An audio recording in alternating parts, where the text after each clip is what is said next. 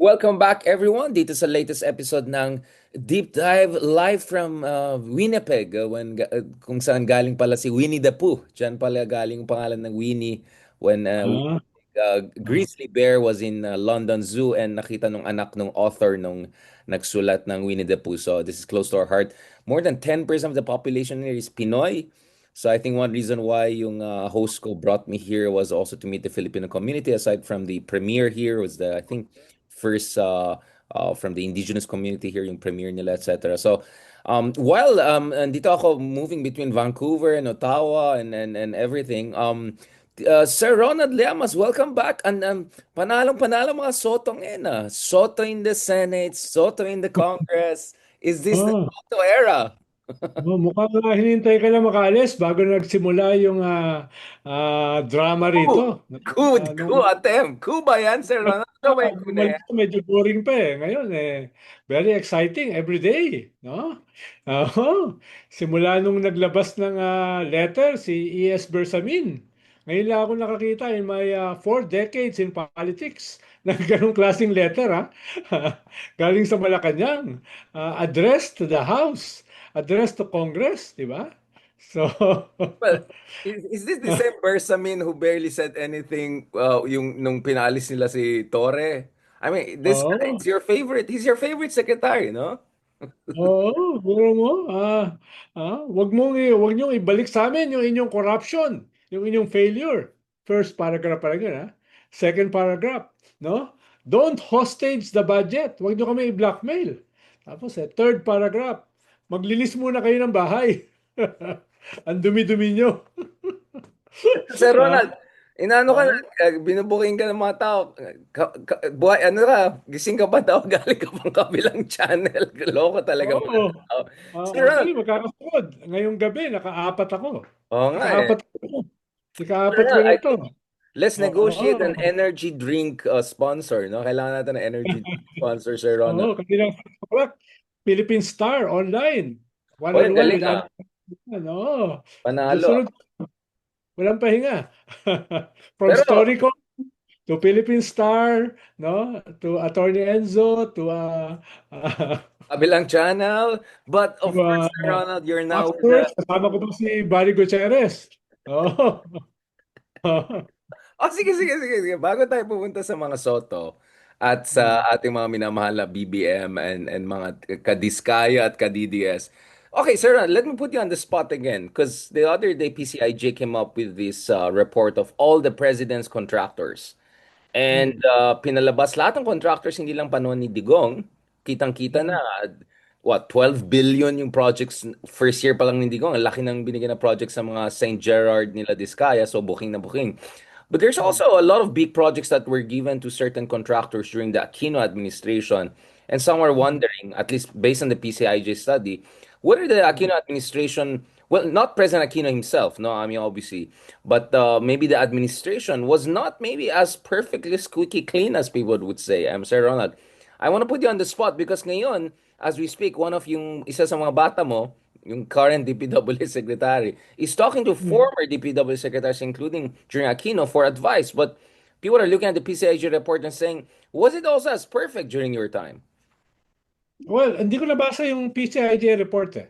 Ang alam ko lang noon, nung panahon namin, walang mga ganitong klaseng kaso. Walang ganitong klaseng mga scandals, no? Ikalawa, ay lalo na, wala masyadong reklamo sa DPWH Secretary Babe Singson, no? Meron din kami mga flood control projects. Halimbawa, 180 billion in 6 years. In 6 years, 180 billion. Pero yan ay may isang framework, may master plan. At yung master plan na yon, pinasa sa Duterte government na hindi naman pinansin. Paano ang hirap kasing gumawa ng flood control na wala kang master plan? Na magiging vulnerable ka hindi lamang sa inefficiency kundi sa corruption. Paano more than 13,000 flood control projects yung ginawa ng Duterte government in 6 years na walang master plan. No? Yun siguro yung kaibahan. No? Hindi ko sinasabi na walang corruption ng panahon namin. Ang sinasabi ko lang, walang ganitong klasing skandal at walang ganitong klasing mga kaso. Ang meron sa amin, yung Mama Sapano at saka yung Luneta hostage crisis, no? Tapos, kung nakita mo yung graph na ginawa ng De La Salle, nakita mo na ang konti ng flood control projects during the Aquino time at yan ay lumobo during the Duterte time. No, yung kala specifically yung comparison between other infrastructure projects at flood control projects. Ang laki nung diferensya.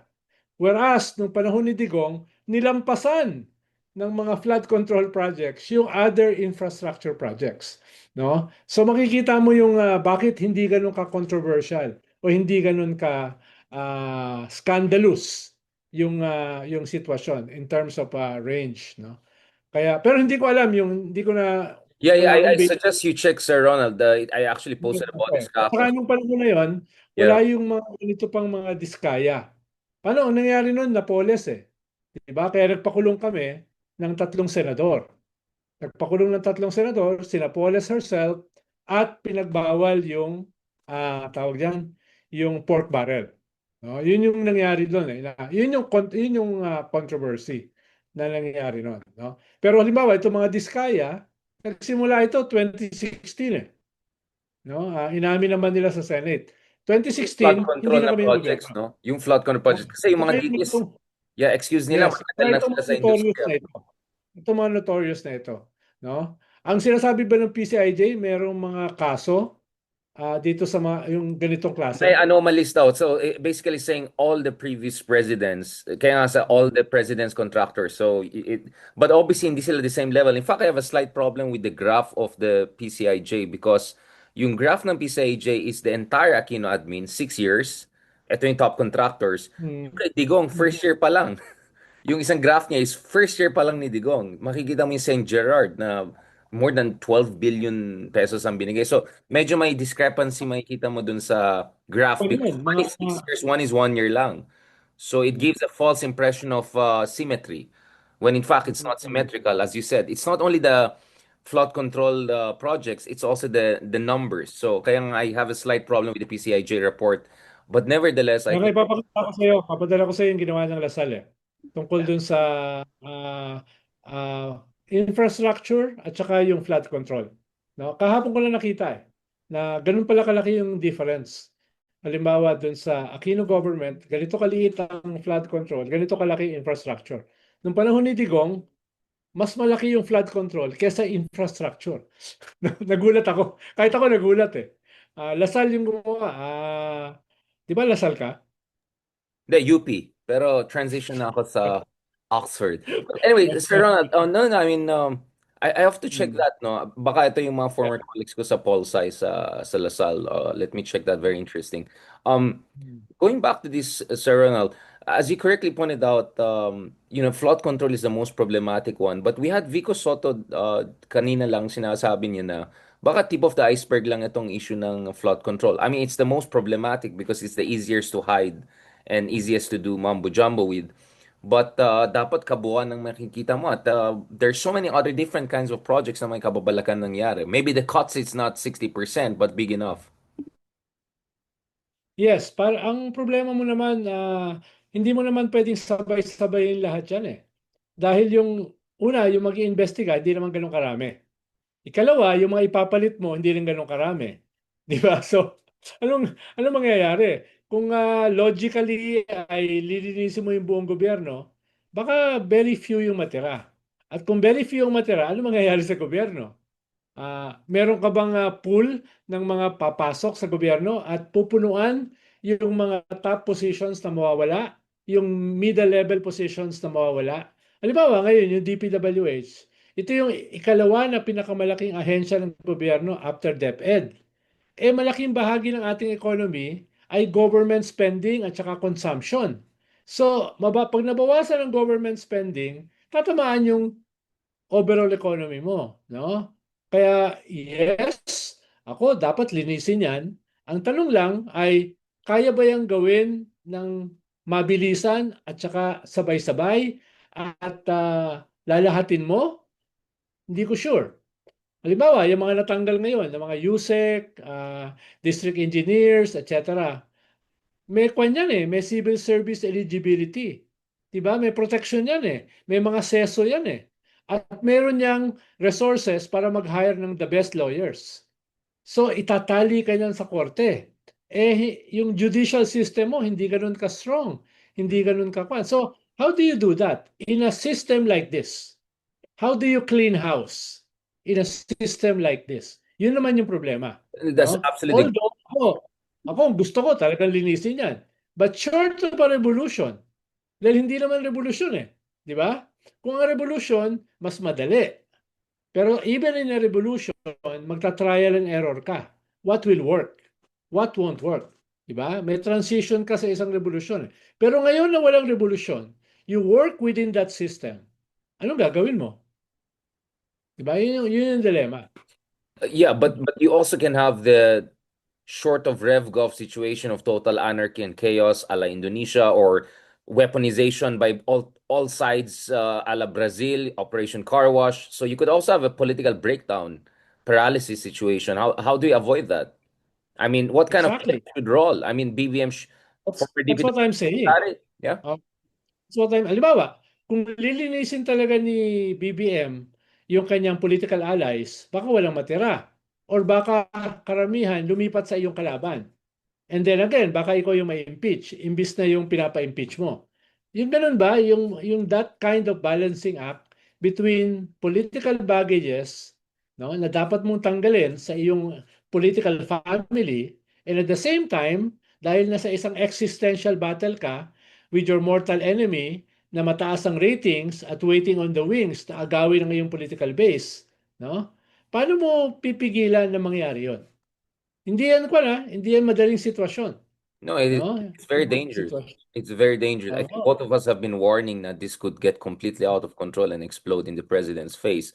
Um, Sir Ronald, how do you square the circle here? What do you think is the optimum approach here? Like, what is the low-hanging fruit that is big fish enough, if I can put it that way, right? Kasi kailangan mo ng big fish eh. Some big fish heads should roll, pero it cannot be too high-hanging. Then it burns down the whole house, right? Well, So, hirap yun kunin yung balance. pagbuelo mo, Mm.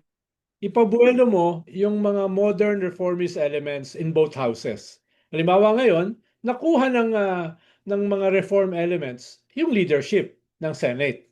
'Di ba? Ibang usapin if they can deliver. Pero mukhang positive naman yung so far. 'Di ba yung nangyayari? Diba? Blue Ribbon, Ping Lacson, and Lisa Ontiveros. Iba yon, no? At balak nilang dalhin yung investigation, hindi lang sa kasalukuyang gobyerno, kung hindi pati sa previous government. No? So, medyo hindi ganun kasama kumpara dun sa old leadership ng Senate.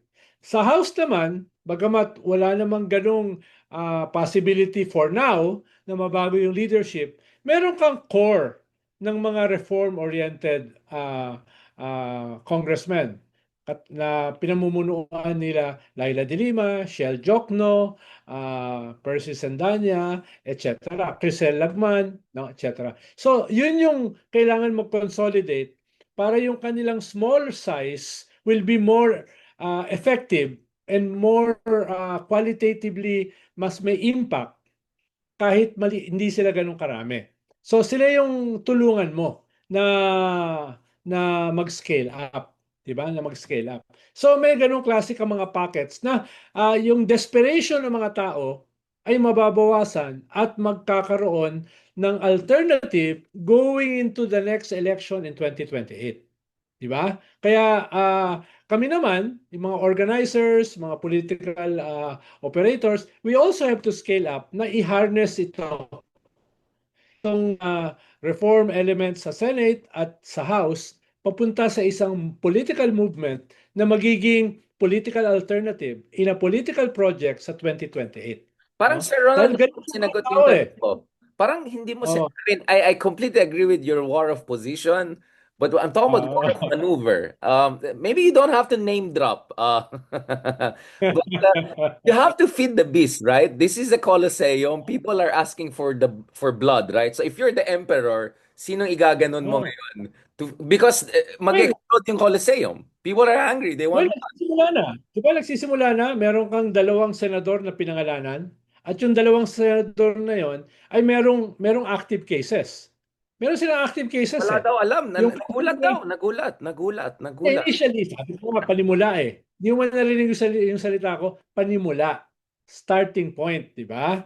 So, dapat may magawa ka rin na ganon sa House. But the Senate and the House cannot investigate themselves.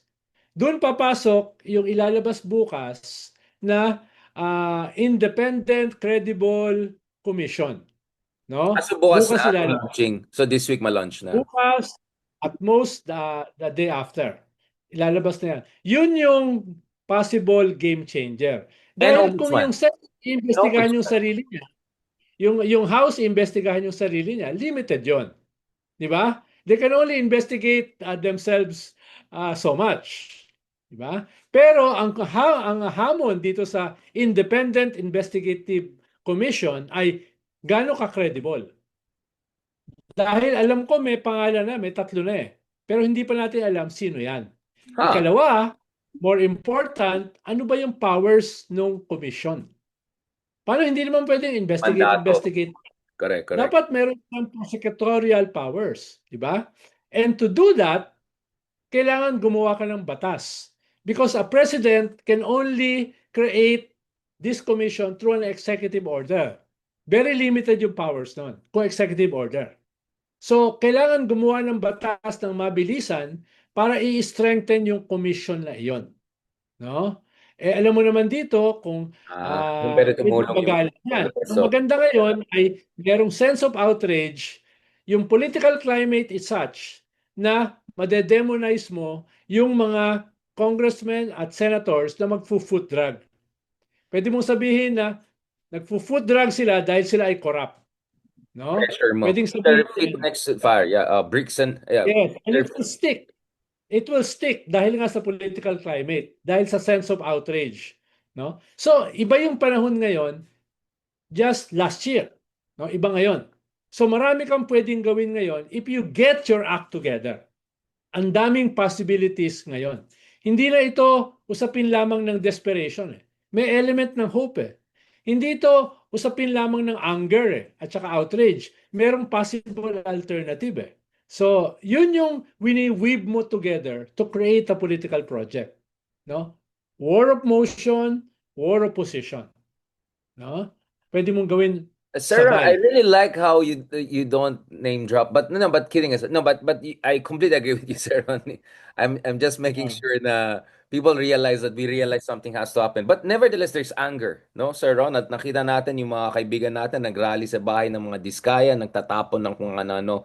Hindi ito akbayan na yung kabila yata yan. But Sir Ronald, napansin ko mga ang bayan, nagsuot ng costume na multo. Dalawa yung rally na yun eh. yeah, I Yung know. isa yung oh. But Sir Ron, Pero kami, behave kami. let let me get this through because thanks dun sa tapon nung kabilang kampo na kaibigan din natin, maganda Ah, palang kalidad nung ano, yung glass ng ano, nung door nila Diskaya. hindi na Maganda kasi mabasag. gawa ng contract. They're good contractors pala eh. If yung sarili ng Oo, mansion, hindi na maganda palang mabasag. kalidad. Baka bulletproof pa nga yun. Kaya nga sabi ko, aba, magaling pala silang contractor. Wala man lang gas-gas yung glass. Tapos relax lang yung Oo. gwardiya. Sige, tapon lang kayo dyan. Sabi ko, magaling pala itong mga to mag-contractor. Mga to, maganda palang kalidad eh. Yun lang, kung sarili. So, Sir Ronald, alam ko ito, pinag-usapan mo niya sa kabilang channel. That's why I wanted to go to the other picture. But what do you think of the Red Ribbon Committee? Red Ribbon. Ang tawag ko dyan. Yung ginawa ni Marcoleta na binubuli si Jinggoy. Tapos ito si Diskaya, nagmaalala mo kaya, nagdrama siya. Kami inapi kami. What do you think of that? Huling El Bimbo ba ni Marcoleta yan? Medyo bago na kudeta. Pag-usapan natin right after. Well, hindi pa nila alam nun eh. Napapalitan sila eh. Hindi pa nila alam. Pero, Hindi kung na nakita napansin, mo, sabi ni Risa, ay alis na po ako, may gagawin na like, hindi na napansin baka something is going on. Active tapos sabi kudeta. ni, sabi ni Amy, bakit hindi kami kinausap?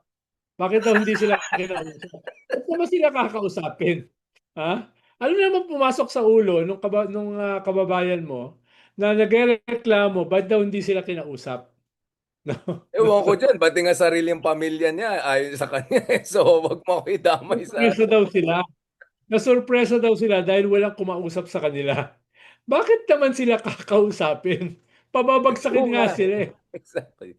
No? So, Sir Ronald, Eh, Anyway, yung round 1 na yan, kahapon, ang yeah, yeah. idiniin nyo, di ba tinanong si Diskaya, meron ka bang senador na kausap? Sabi niya, wala. So talagang yung main purpose nun, idiin yung House. Kanina naman, ang idiin naman, Senate. Round 2. So tayo na ngayon. Tayo na ngayon. Round 1, round 2. Ano yung round 3? No?